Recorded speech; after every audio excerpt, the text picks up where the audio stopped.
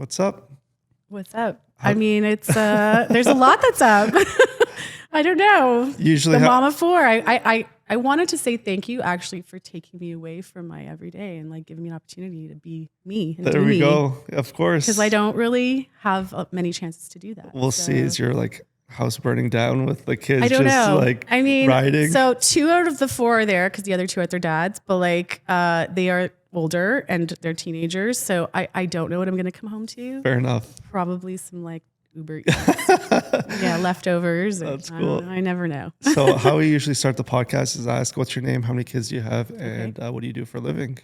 So my name is, well, we've talked about this, but it's Paraskevi, Suntrees, but I go by Vula. So I have 4 kids, and I already forgot the third question. What do you do for a living? I am a teacher. But you know, I've dabbled in a few other things over the years, but I started in teaching, was a stay-at-home mom for about 12 years, and then I went into the corporate world for a bit. I did some business development for a startup company, and then I ended up back in teaching. So did you have your license prior to being a stay-at-home? Yeah. Like I went for I studied my undergrad. I did my master's. And then I went off to teachers college. So I was certified, I'm going to date myself now, in like 2006. Very cool. So it's been almost 20 years that I've been as a certified teacher. And I did supply teach in between that, like when I was having my kids. It's a very flexible profession that way. I was able to, because I was on mat leaves and stuff, I was able to keep my contract and supply teach at the same time. So it was nice to have a little bit of both worlds at that time. Stressful, but nice. Yeah. Is it chaotic being a supply teacher where the kids just like it? You know, every role has its good and bad things. So like, yes, it's classroom management. It's a little more classroom management heavy in that sense, but the supply plans are there. You kind of just follow them. It depends on the age group as well. Like I teach middle school and I only primarily supply taught in middle school. So a lot of the times the teacher will just give them work that they can do independently. And it's kind of just keeping, well, I mean, for the most part, they do. Okay. Like, it depends on the school. It depends on the class dynamic. It depends on a lot of things. But a lot of the times I would just go in and kind of get to know them and have little individual conversations with them. And like, I find when you connect with kids that way, like you have these small conversations. Like if there was a kid acting up, I'd be like, hey, what's up today? You know, like what's going on? Like, how come you're not doing your work? And then we would just have like a conversation. And then they would be like, maybe she's kind of cool. Like, that's cool. I don't know. I think when you treat kids like people, like they do return that in kind to you. Right. So that's very much my teaching philosophy a lot of times. Are you public? Yes, I am a public school teacher. I work for the public system. Yeah. And what do you teach? I teach primarily, well, I am it's kind of in a transition point right now. It's extended French immersion. But I also teach core subjects like math and history, geography. How did you get into, obviously you speak French. Mm-hmm. Yeah, I studied in university. So I was a public school system kid. Cool. I grew up in like a really small town. So my school, there weren't options. Like it was like 1 or 2 elementary schools and then a high school. So in Toronto, it's much different. Like kids have a lot more options. But I was French as a second language kid. And then I loved languages. Like I did my English and French degree, and then I went on to do my master's in English. Like, I don't know. I loved languages. So French was my foot in the door. Cool.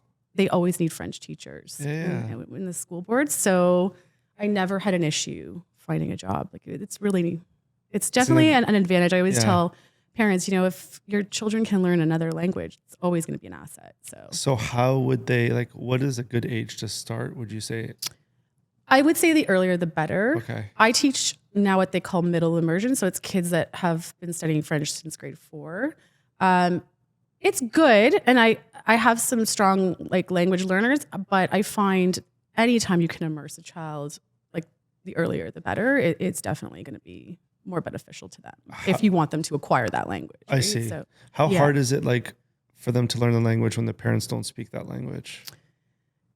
It is, I mean, it's hard, right? Because I say you sometimes can't fully learn a language unless you fully immerse yourself in that. If you visit the country or, speak it all the time. But with French and French immersion, I think that it's possible. Like, I mean, there are kids that are completely fluent and they don't speak French at home. Everything's in French, right? So Your at parents school, so. didn't speak French? No. Okay, so you're the prime example of it's possible. Yeah, it's possible. And when did you start in university or prior to No, that? no, in elementary school. Elementary school. Around grade 4. Yeah. Cool. Your kids speak French? No. Okay. They don't love like languages. Yeah. Yeah. I mean, I don't even know what subjects they love. So I find like I have that pressure as a teacher. It's like, oh, like I've done a post on that. It's like, oh, you're a teacher. Your kids must do amazing in school. Like they have you at home as like their resource, but it doesn't always work out that way. How do you even manage being a teacher and a mother of 4 and kind of still have energy and support? Obviously, you're going to give them the support, but how do you have the energy to? Well, I feel like I've always just been a high energy person. I've always been very positive and like, it's funny. I had a coworker. It was like my second year of teaching, and she was like, what do you take? Like, she's like, you're so happy all the time. I'm like, I don't take anything. I'm just by nature, I try to be a positive person. I don't know. I've been through a lot. I feel like, when you experience certain things in life and you know what it feels like not to feel great, like you try to instill that positivity and put that positivity out there just so others don't maybe feel, like they're going through something, and maybe your energy will bring them, a more positive energy. So I think that it comes a little bit from there. But yeah, I've always been high energy. My dad instilled a really good work ethic in me.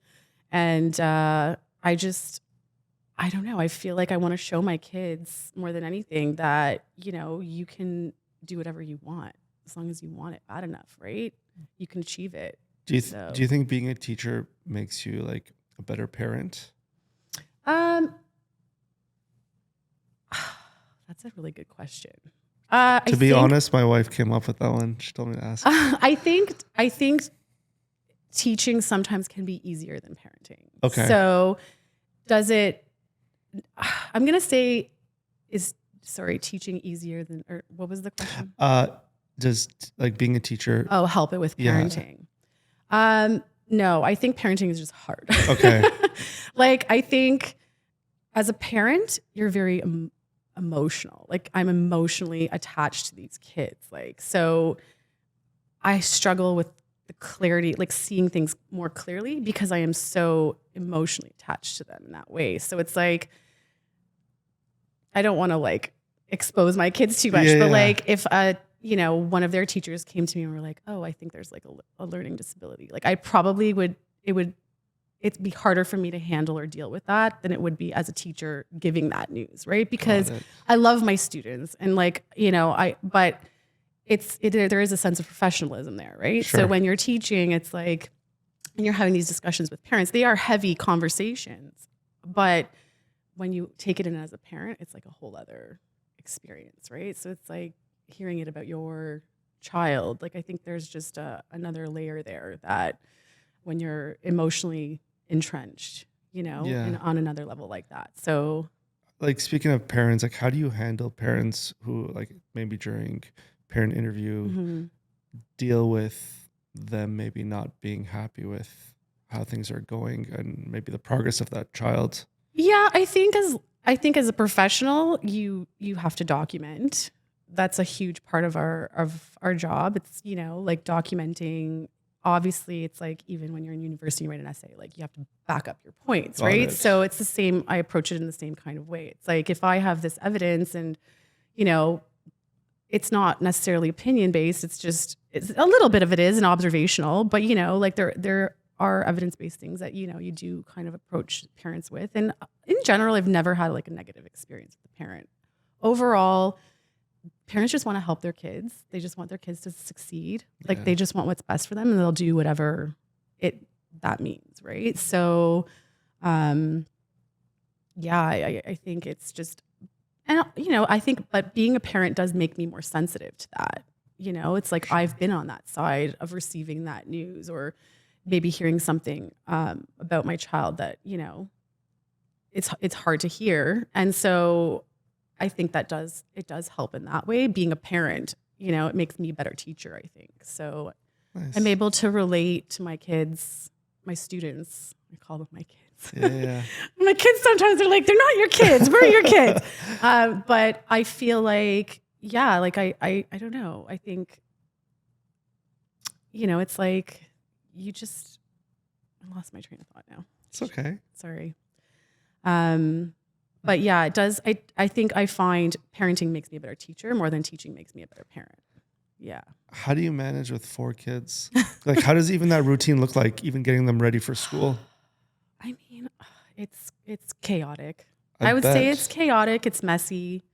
Somebody's always crying. Sometimes it's me. Yeah. It's like living with like 4 little lawyers and stepping on Legos. Like, I don't even know. It's like painful and argumentative and like, but yeah, like usually it's pretty chaotic. Mornings, like I try to get up early, like 5:30 ish to like just make lunches, sort of set up my day, like set up my plans for work, set up what I'm going to be posting on social media, at least get the idea going. And then that way, at lunchtime, I can start executing those plans like for my social stuff. But yeah, like getting them out the door some days, it's like, where's your jacket? Where's your shoes? Like it is chaotic. My son actually, well, I don't want to expose him, but like he went to school one day with like no shoes. Oh yeah. And it was like, I don't know if I failed or you failed, but like, it's just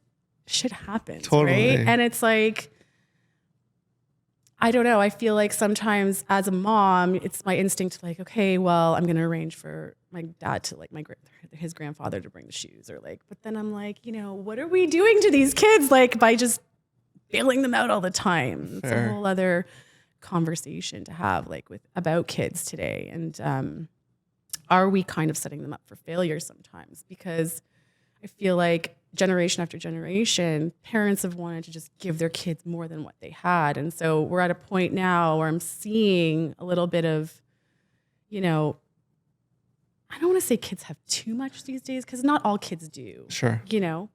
But sometimes I'm like, oh, I look at my kids. I'm like, I spoil you too much. Yeah. Like I've almost done you a disservice. Like, or I wonder if I am doing a disservice sometimes by like constantly, bailing them out of situations. And that's the thing. We never know. That's the thing until it's, I guess, maybe too late or whatever. So I think that all the time too. Yeah. Yeah. It's hard. We don't get the results for a long time. For sure. Actually, it's funny you brought that up because it came up in my class and I just did a post about it recently where it was like, we were having this discussion in my class about a French novel. It was about a woman. She was a female graffiti artist in Senegal. She was the first female graffiti artist in Senegal. And she talks about, loving yourself enough to say, like, screw what society says, screw what your culture says, screw what your parents say. Like, if you know in your heart, like, this is what you want to be, like, this is what you should pursue. And she did it, right? So I was having this like lecture, like, and I was like, I felt so prophetic and like, and like there are kids over here having their own conversation, like not even paying attention to me. And then, I could tell like they were playing maybe some video games on their Chromebooks over, and I was like, maybe you guys don't really fully, feel this right now, but looking back, I would have loved for someone to give me this advice. Yeah. For someone to sit and tell me, like, you don't have to follow, what it has been dictated to you. Like, you don't have, if you truly want something, like you can do it. You can achieve it and you can believe in yourself and love yourself enough. Like, I think loving yourself enough to stand up to something and say like, this is not for me. Like, that's a huge thing to do. For sure. Right. But I don't know if they really cared at that point. And I'm like, maybe they will one day, maybe they won't. Will I ever know? I don't know. But you just hope that some of them take it in and but we won't know for a long time. Like Yeah. I won't know the results, and True. it's hard, right? It's draining. Maybe you will. Maybe you'll see them. I always hear stories. Oh, like I ran into my student like 20 years ago, and like I heard it recently, actually. Yeah. So, Yeah, it does happen. so kids like have Chromebooks and like cell phones at school. So in our board, yes, like there's a 1-to-1 now. So Okay. most kids should have their own, like they are provided with their own device. Okay. Yeah. Are they They're responsible for it. And do you feel like there's some kids who don't have the money to have? yeah, we can't take anything for granted. Like I try to supply my kids with my students with as much as I can. So paper, pencils, notebooks, anything I can afford to provide for them or is in the budget. Like we do get a budget of some kind. Like, is it enough? Well, it's never enough, right? But yeah, like I can't take anything for granted. So with your social media presence, do you feel like you could get like brands to sponsor you to provide like, let's say Crayola stuff? I mean, that would be nice. Yeah, I feel like you could. I would love that. It would be great. Who would you want? Like, what would be helpful for you? Oh, wow. No one's ever asked me like, what would I want? I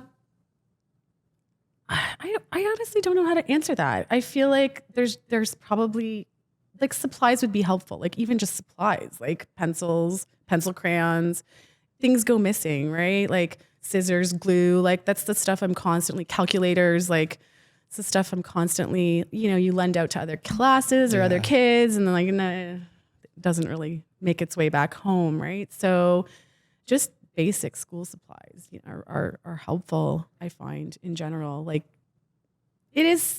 there are kids that don't have, the opportunity to bring those things to school. So being able to provide it for them, like, I don't know, it makes me feel, pretty good. So. Crayola. Let's go. Yeah. If you hear me and you're out there. Like, so tell me about your social media account. Like, it's really awesome. Thank you. It's just so very well put together. And I don't even know how you do it with 4 kids and working because you're doing it, you said, like sometimes on your lunch. Yeah. Yeah. I try, like I kind of try to brainstorm early in the morning because that's when I'm most clear and have just quiet time. Yeah. Everybody's still sleeping, including the dog. So it's like I can breathe and actually think and finish a sentence.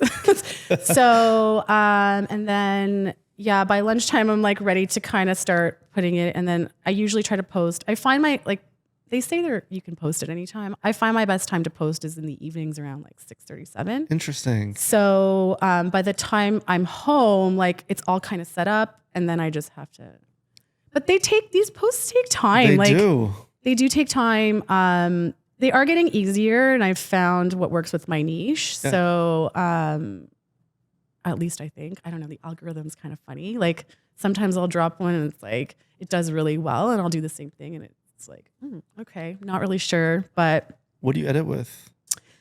I just use Instagram most of the time. Oh, I've used CapCut. I don't really use anything else, to be honest. Good for you. I don't know. I did dabble in TikTok in the past. I haven't jumped back into that. So it's a different kind of platform, I find. And I think what goes viral on TikTok is different than what goes viral on Instagram. I agree. So I'm not sure if I'm ready to do what I need to do for TikTok just yet, but I think staying on Instagram for now, it's been pretty good. So I do like the amount of engagement I'm getting on my posts. Like I feel like I am creating a community, which is, I think, the point of it, right? Yeah, that's great. So, yeah.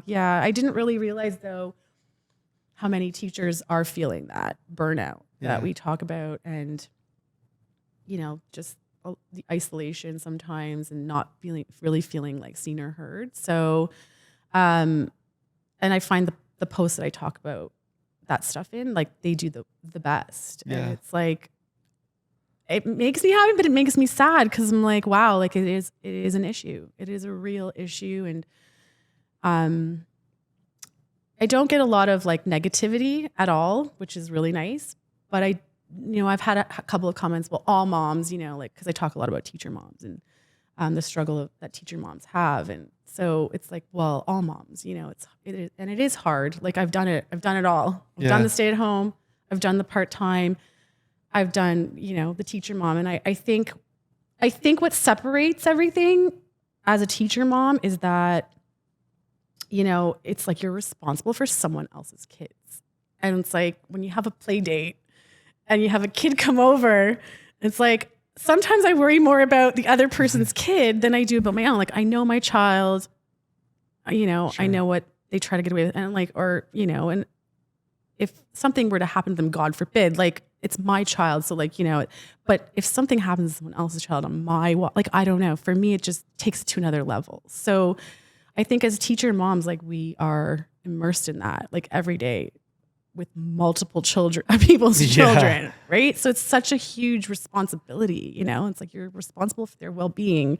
You're responsible for providing them information. Like it's just, I don't know. I just feel like it is very stressful, like taking on that responsibility, sure. Right? So, and then you go home and you do it again, and it's like just this constant round the clock cycle, right? So, do you think your like Instagram presence has helped you become a better teacher or more? I don't want to say engaged, but because I feel like you're creating really great content and giving tips. Does it translate to anything in the classroom for you? I feel like I do have like a subsection of it. So I'm all over the place a little bit. Yeah, I've got my 4 Amazing Kids. I've like the 4 Amazing Kids Co. where I talk about the teacher mom stuff, but I've also branched off into, I have another company, I guess if you want to call it Empower Ed. I saw it today. So yeah. So I think Empower Ed is more of the teaching side of it. And then the 4 Amazing Kids Co. has become more of the teacher mom side of it. So there are a lot of ideas I have that I want to bring to Empower Ed. I talk a lot about growth mindset.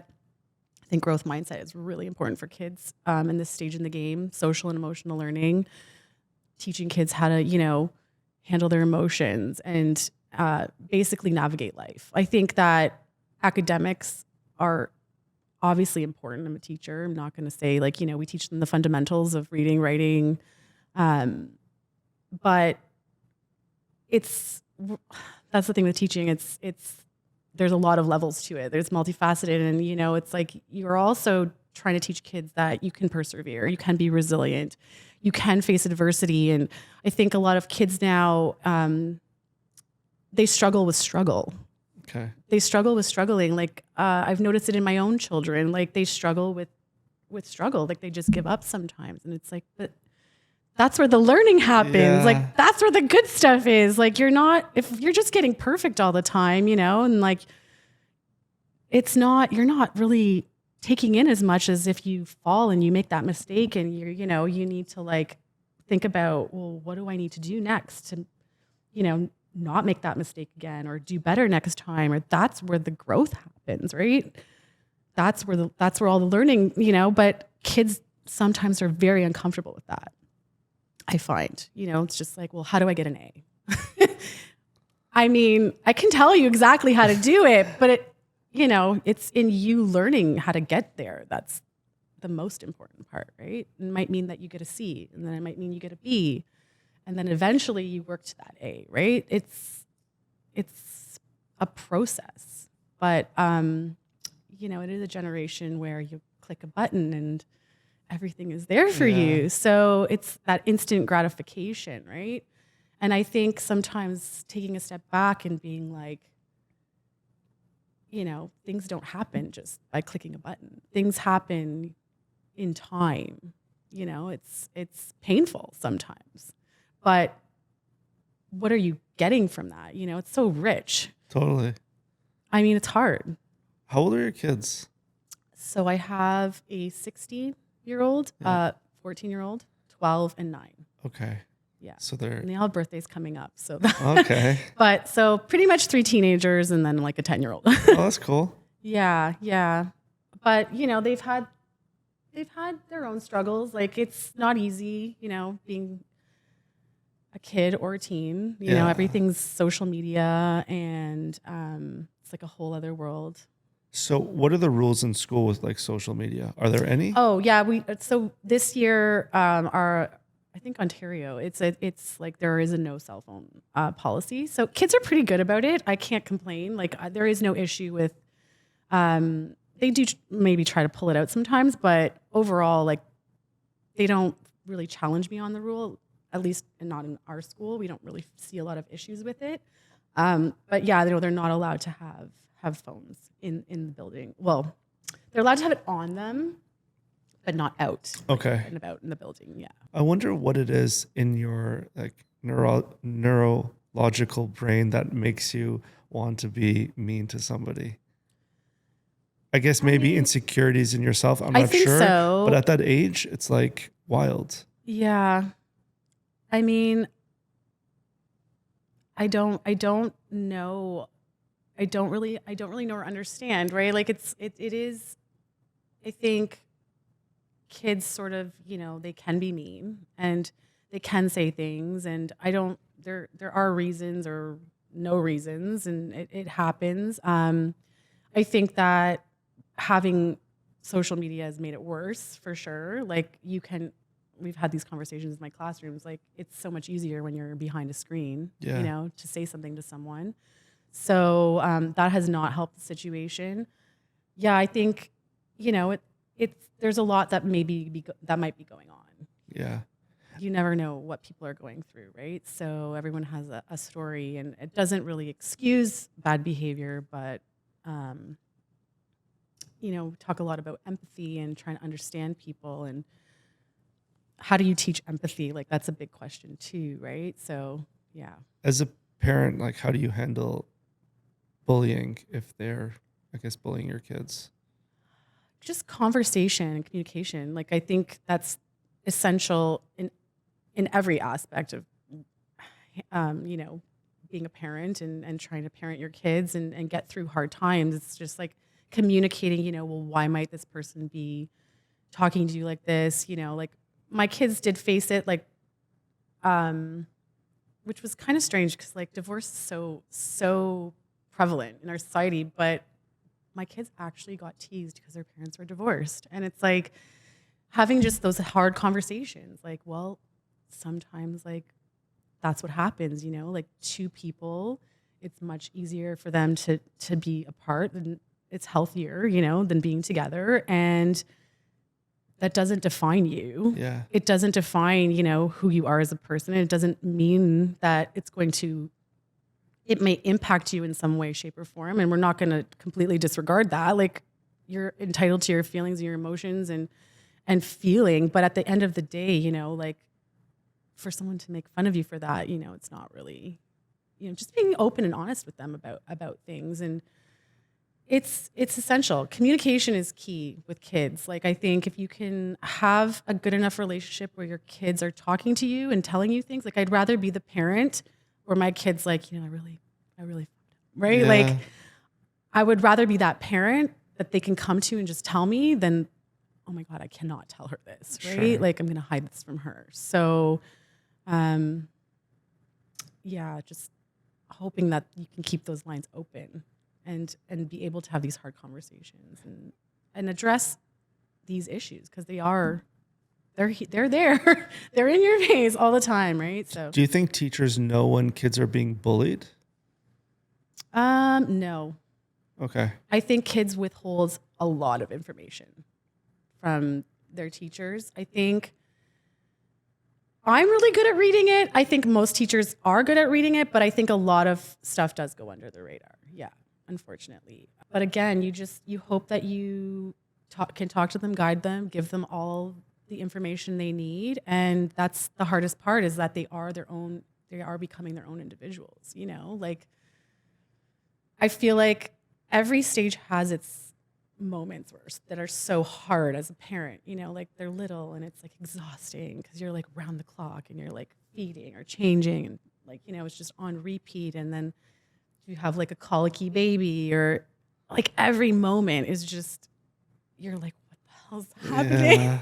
Nobody told me this, like they say get married, have kids. Like what? Like I didn't sign up for it. But every stage has its moments. And then like, I don't know, I remember feeling like, oh, this is really hard, you know, like the round the clock, the sleepless nights, you know, like the tantrums, and they get into toddler and they're just like into everything. And you're like, oh my God, don't swallow something and die. Yeah, like, this yeah. is like, I can't like, right. It's like just always high anxiety. And then like, I remember talking to someone, they're like, small kids, small problems, big kids, big problems. And I'm like, how could it get worse than this? Like, honestly, it doesn't get better.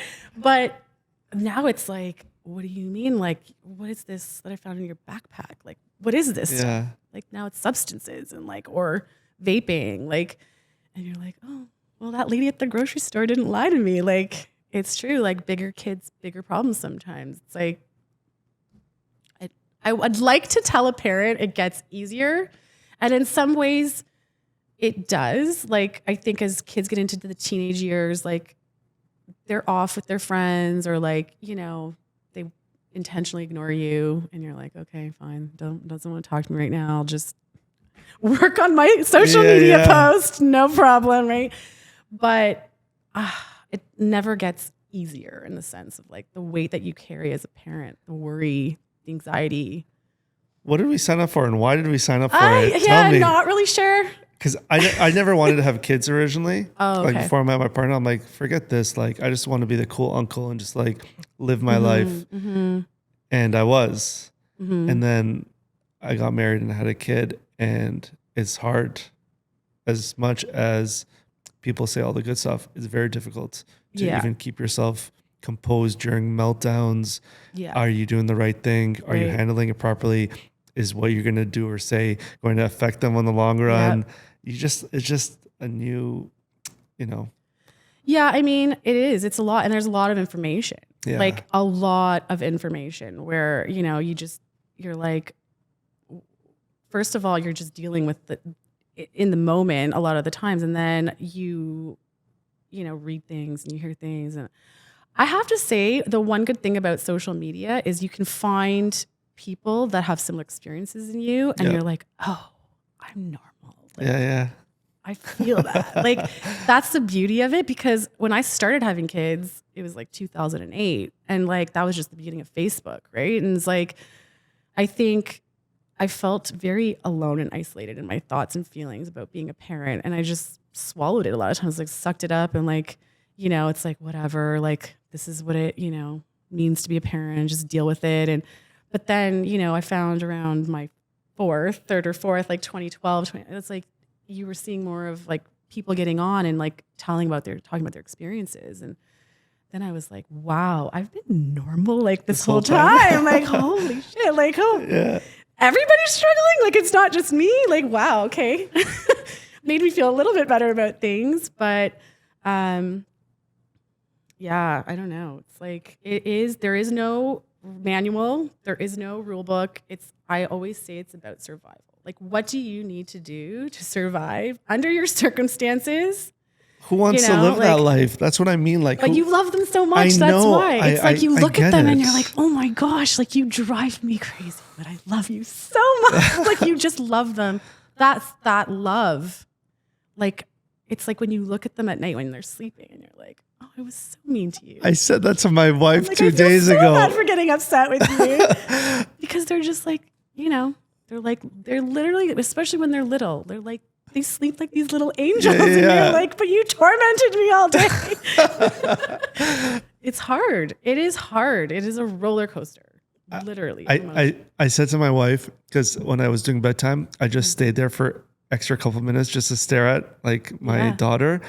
And then my wife's like, oh, like what were you doing there? I'm just like, I might as well get to see the good while she's sleeping and enjoy that moment. Exactly. You know, while I spent couple hours just surviving, trying to get her to change her shirt in a closed bathroom.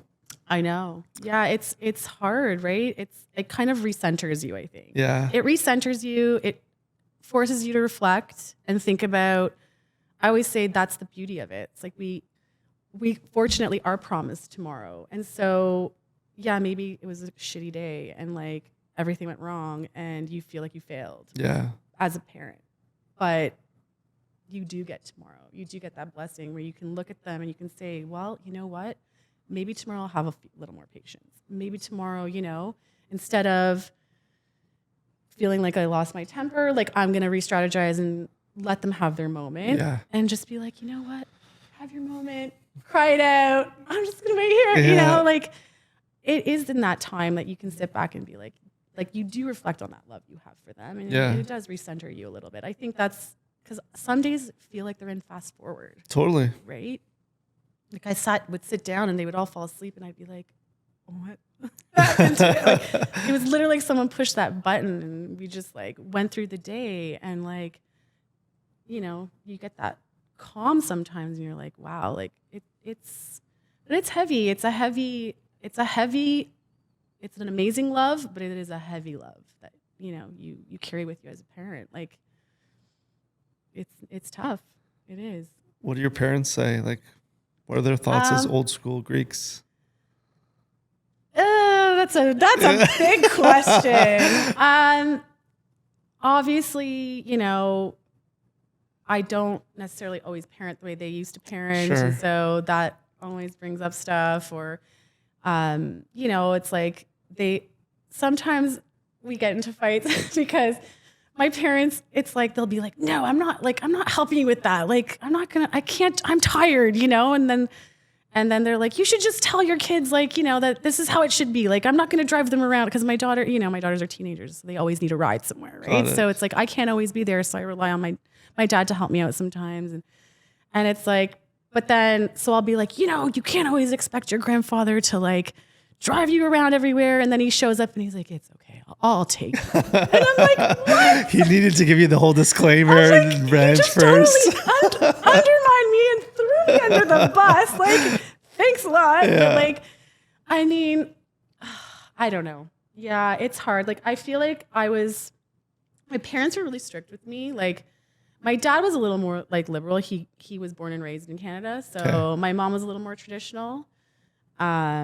So I always felt like my mom, I'm very grateful. I had an amazing childhood. Like my parents were awesome. I feel like they should have let me make more mistakes though. Okay. If I had to like, give them a little bit of, what do they call it?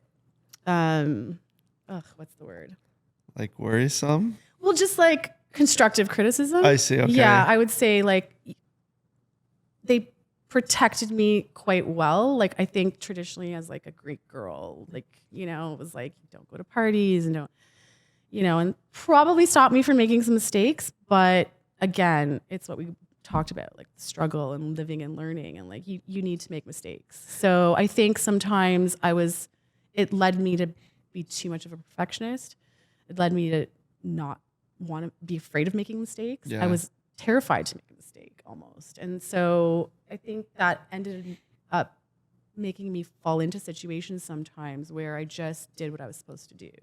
Not what I really wanted to do. So did you like break a lot of rules or you didn't? Like no, I didn't. I did what I was supposed to do. Okay. Yeah, like I went to university, I got an education, I got my job, I got married, I had my kids, and I regret like none of it. Yeah. But I think that, when you get to a certain point in life and you start, reflecting on marriage and decisions you've made about marriage and like, it's like you really look at a person and you're like, kids are going to grow up, they're going to have their own lives, like, do I see myself? Like you either grow together, I think, or you grow apart in a relationship. And the unfortunate thing is, relationships do expire. So I think had I had more opportunity to reflect and not be so focused on like timelines and social structures of like, I'm a woman and, I need to get married, I need to have kids. Like, I probably wouldn't have gotten married as young as I did. How old were you? 25. Oh, okay. Wow. So by today's standards, that's pretty young. Very young. I had my first like kid by 26. Cool. So, do I love being a younger mom? Like it's awesome. Yeah. Now I kind of got it out of the way, but at the time, like now, but I do think back, I'm like, maybe I should have traveled more when I was single and like not necessarily attached, or, like, can I now maybe do it now? Sure. Like, I mean, not in today's climate. It's hard, single mom, like Sure. to afford to travel. Maybe one day. Yeah. But yeah, like I always kind of did what I was supposed to do. And so like, I don't know. I think, like I said, I feel like I probably would have made different decisions had I been a little more empowered. Like, it's okay to make a mistake. It's okay, like, to leave a relationship sooner than maybe I should have. I would have, but I don't regret it. Like, I have my 4 beautiful kids, like I've lived and I've learned, I've gained so much knowledge and information about people, myself. Yeah. Like, I think if you are going through, something hard in your life, like a divorce, that it is tragic. It is like a death. There was a mourning process, like, of a life that you thought you were going to have, right? It's very sad, it's heartbreaking, but you also have to going back to what we said, like, you have to do what serves you as a person, right? Like, what is best for you at the end of the day? Because if you're not okay, like, no one's going to be okay. Like, your kids, it's like, they need you, Sure. they need you to be the best version of you. So, I think that's where it came in for me, where I was like, I have to do what I need to do for me, and in turn for everyone else, right? Their own well-being. Did it scare you? Oh, it was terrifying. Yeah. It was probably the scariest thing I've ever done. And for those next to childbirth. Okay. For those who are like experiencing the same thing, obviously there's light at the end of the tunnel. 100%. Light in terms of how hard you want to work on yourself in moving forward. Like, you really have to dig deep and do the work, right? So heal. It's hard. It's hard. And divorce is difficult, but it's only as difficult as the adults make it, I find. So it might seem very tragic, and, like, there are stats, about the impact it has on kids. Like, I'm not going to disregard that or dispute it. But at the end of the day, I think if you can, work together as adults and grow and learn and try to be the best version of yourself, it does positively impact your kids. Like, there are, stories I've read where kids are like, I knew my parents weren't meant to be together. Like, I wish they divorced. Like, I've heard them fighting. Like, who wants to listen to that? Yeah. Right. So it's like, I think it's about how you then co-parent in the next stage of it, and like, if you can, do the work on yourself and try to work with each other, it does benefit the kids. It's interesting because if there's data to support that there's like some sort of effect on kids who are divorced, then there should be data on kids who are not divorced, but with parents who argue all the time. Yeah. So it's kind of skewed a little bit there. Interesting to see what the impact is. Right. But how do you measure that? I don't know. So, right. Yeah, it's hard. Like, it's really hard. And I don't know. I think that you just have to do what you think is best for you. And, you have to think about, like, is this sustainable? Like, can I live like this? Should I live like this? Yeah. Like, do I deserve more for myself? And do I deserve to do more for my kids? Like, what example am I showing to my kids? By staying in a situation. Like, I think that's a huge lesson. Yeah. Because friendships, relationships, like, they're going to face them. It's like, do you teach them that, like, you just stay even though you're dying inside, even though you're losing yourself, even though, like, you feel like you're giving, and like, you're not receiving. Like, I mean, I'm not saying it always has to be give and take. There's always a little more giving. Sure. And then there's, when you need to give, and then your partner returns that in kind to you, like, when you need it, right? Like, but so are you pouring more into, like, you deserve to not have to deal with that. Totally. Right? So, if that's this example you're showing to them, like, that's amazing. Like, to be like, this doesn't serve me. Like, so, and I think it's beneficial to both people. Like, why lead that person on? And, it's like, So, but it is very challenging. Like kids, it's not easy on them, but again, it's how you rise above as adults to do what's best for them. Yeah. How does co-parenting work typically, anyways? I think communication is really important. I think that, if you have two co-parents that are able to communicate and able to do, have conversations, you don't have to be friends, like you don't even have to like each other really at the end of the day. But again, rising above and like being, connected in the sense of like you have these kids and what is best for their well-being, and being able to have conversations about that is important. Yeah. I wanted to touch base before I forget. Mm-hmm. You said your dad was strict, mm-hmm. and like you didn't really rebel. It was more my mom than your mom. Dad. So I think they lucked out, because I feel like sometimes people or parents who are strict could turn their kid into like a rebel who will just do their own thing anyways because mm-hmm. of that.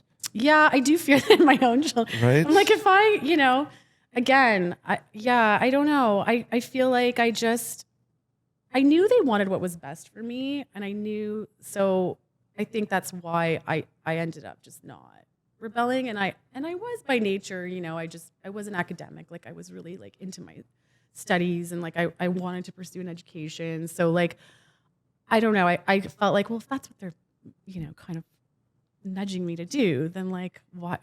They're not wrong, So it works. So if I do that, it's... I think, yeah, you have to be strategic about it. Like, I think you have to just, like allow them again to, this is the hardest part, is like to see it on their own a little bit. Got it. Or at least try to instill that in them. Like, this is, it's hard. Like, especially if you're like pushing kids to get an education. It's like some kids just aren't academic. Yeah. Like, so are academics important? Like, do I say it to my kids? Like, yeah, I do believe like it does give you, something in your back pocket. Like you can do whatever you want. I tell my students, like, I mean, look at the world today. Like you can do whatever you want. But had I not had that backup of a career, like I would have never been able to make the moves I did, like I would have never been able to be like confident enough to leave a relationship as a woman. Like it would have been harder for me financially to be able to pull myself out of that, right? Had I not been able to fall back a little bit on Fair enough. my job. So I don't know. It's so hard. Yeah. Graham, how much time do we have? We're at 48 minutes. 48. Can you touch on your apparel company? I know you said you were doing some stuff. I'm just curious. What did you do? So I started in 2019. I was experiencing a lot of anxiety at the time. Like I had gone through a period where I was diagnosed with generalized anxiety disorder. It turned out it was more like circumstantial, like just triggers in my environment that were causing it. But I no longer have it. But at the time, I was really struggling, and I thought, I was very much in the stay-at-home mom realm at that point, and I was like, I really want to do something, for me. I really want to make people feel like if they are struggling with this, like I wanted to give them hope. I wanted to empower them. I wanted them to make them feel better about themselves, or at least maybe extend that, like you're not the only one, like you're not alone with this. So I partnered with North York General Hospital. They have a child and youth mental health facility, and I started making kids t-shirts just with empowering slogans on them. Nice. So I thought, and then through it, I was sharing messages of positivity, talking about my mental health, what it was like to live with anxiety. And so, yeah, it really was born out of that. And For Amazing Kids was born out of that. Like it came from a place, I guess, of kind of darkness a little bit. Yeah. I wanted to bring light, to maybe help others that were maybe struggling with the same thing. I still feel that need to do that. Like I'm a nurturer, like I'm a teacher. I love being mom. So, like I said, I've experienced things. I know what it's like to not feel great. So I feel like if I can just maybe make someone feel a little bit better or brighten their day, like it's just, I don't know, makes me feel good too. So, so that's where it was born out of. Yeah. And it's evolved, and it's always evolving. And I was putting the package together for your daughter, and I was like, this was nice. That's cute. But, and I'm not saying I still promote it. Like I still have a website. Things are still for sale. Who makes it? Like, where is it made? So I used everything's made in Canada. Okay. So there is a local manufacturer that I work with, and a Awesome. local printer. Wicked. Yeah. Where can they find it? It's at foramazingkidsco.com. Okay. So Cute. yeah. That's And awesome. so I still give back to the hospital. I still partner with them. It's still a really important initiative. Again, I'm still evolving. I'm still growing, like as a person. I'm still, I haven't raised my kids. They're still young, but I feel like I'm more at a point now where I can do me. Like I can start really pushing and putting myself into where I want to be. Yeah. Totally. I give them a lot. Like I do. Like my days are full with them and full with my students. And I wish I could give more sometimes. But sometimes you do have to serve what suits you too, like you have to do you. Otherwise, I don't know, you lose yourself. Totally. I lost myself for a long time as a parent. Yeah. And I think that's why it's so important to like do things like you said for you. And it's because Daddy Day Club, it was the same idea. It came from being a dad. So I think without it, I'd feel a bit lost or not fulfilled. Yeah. Maybe. Yeah, because we're not just parents. Yeah. Like that's the thing. I think when you become a parent, it's like, well, you're a parent now. Yeah. Like you live, breathe, eat, sleep that child. Like that is but it's like, and I think that's more of I think culturally like that was the mentality, right? And I think you get you can become very much entrenched. I became so entrenched in that. It was like, my kids are my life. Yeah. And like, I would die for my kids. But like, I've also done a post about that. It's like, well, sure, you could say that, but like, it's living for your kids. Yeah. It's like, what are you showing them? Like they're watching and listening to everything, and there's stuff where I'm like, I didn't say that. They're like, yeah, you did. And I'm like, I did? I actually said that? Oh, well. But they do, and they're picking up on your behaviors. And it's like, well, right. If they don't see you doing things for you, like, I don't know. What is that teaching them? Like, not to serve themselves in any kind of way, like for their own happiness. Like they need to learn, like, no, you need to do you sometimes. Like, and so you lead by example in that way, right? By doing you, like by pursuing your passions as a parent. You're not just a parent, you're a person. Yeah. You're a human being. Like you have I have feelings too. Wants, needs, and desires, right? Like you have a partner, like, you have a person in your life that a relationship, like that's a whole other facet.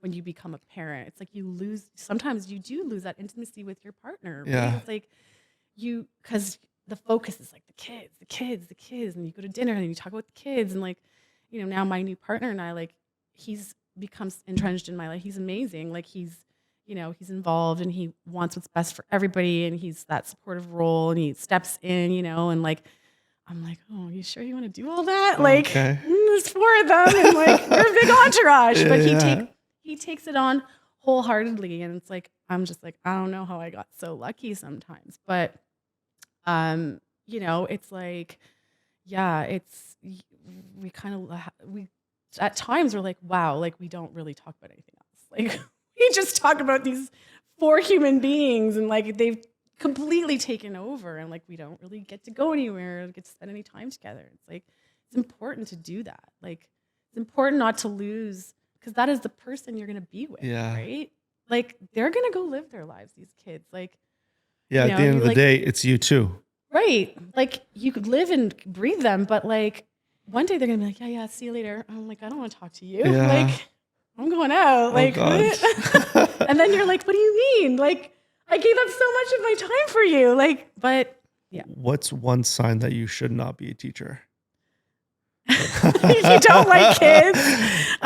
Yeah, you need to like kids. Okay. You need to have a lot of patience. Yeah. Because I feel like there's some educators who are very smart and educated, but maybe not like kids. I mean, I also think like it's how much you like to interact and have that human connection. Okay. Because I think connection is so important. We talk about it a lot. Like curriculum is important, but having that connection with them, like, So if you kind of struggle with that, like if you're like, well, I can't really, it's not natural, it doesn't feel comfortable to do that. Yeah. Like I think it makes it really hard. Yeah. How much patience do you need? Oh, well. I would say, yeah, it takes a tremendous amount. Yeah. Okay. It's tough. Like there's a lot happening at once. I don't know how much time we have left. Fair enough. How many coffees do you drink a day? I don't know if I should admit that. Oh my gosh, probably like 5.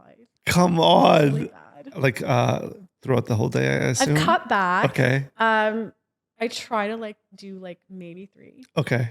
There are some really tough days though, Okay. where like because I work out at night, so sometimes to get that through that work. I don't even know how you have time to even work out with all of that. It's a struggle.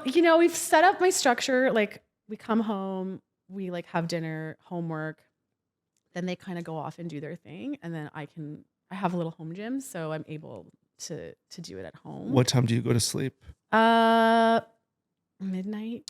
Get out. It's not Oh good. God, I'm in bed by like 9:30. Yeah.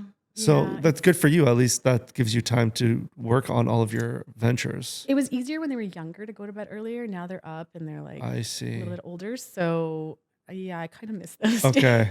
days where they would sleep early and I'd Yeah. be like, oh, I have like a couple hours. But now it's like, no, everybody's still awake. Fair enough. They're like, oh, can you make me like a snack? And I'm like, guys, kitchen's closed. It's 9:30. Yeah. But yeah, by the time I kind of wind down, it's late. Okay. So I'm tired. Yeah, I bet. Okay, usually we end the podcast with 2 questions. If Okay. you can have any artist, dead or alive, perform at your Oof. wedding, who would it be? Oh my gosh. Well, in honor of my dad, because it's Daddy Day Club, Okay. I would say Frank Sinatra. Oh, wicked. I like it. Yeah. Yeah. I don't know. He kind of introduced me to all he was like a James Brown. He was on Yeah. Paul Simon, Cool. like Frank Sinatra. Yeah, he introduced me to all kinds of like cool music. So, but I'd say, yeah, Frank Sinatra. Okay. If you can have anybody here as a guest from your circle, who would be a good fit? I'd have to say my partner, Mike. Oh, cool. Yeah. I would love to get that perspective. That's really He's, cool. yeah, like truly like when you say like my rock. Yeah. Yeah. Sometimes I feel like maybe it's like I rely on that too much, but just being able to like lean on someone at the end of the day and be like, yeah, today was like really bad, and him like make me feel better about it. It's like that is what keeps me going. So, That's beautiful. yeah. Go, yeah. Mike, go. Yeah. Awesome. Yeah. Well, thanks Yeah, so it's much been for great. coming on. Thank That you was for awesome. having This was me. what Oh a my blast. gosh. Well, it was great. Yeah, no, and I mean, maybe we could do it again. Yeah, 100%. Let's do it. Lots to say. So Thanks again. No Appreciate it. problem. Thanks, Graham. Anytime. Appreciate you, buddy.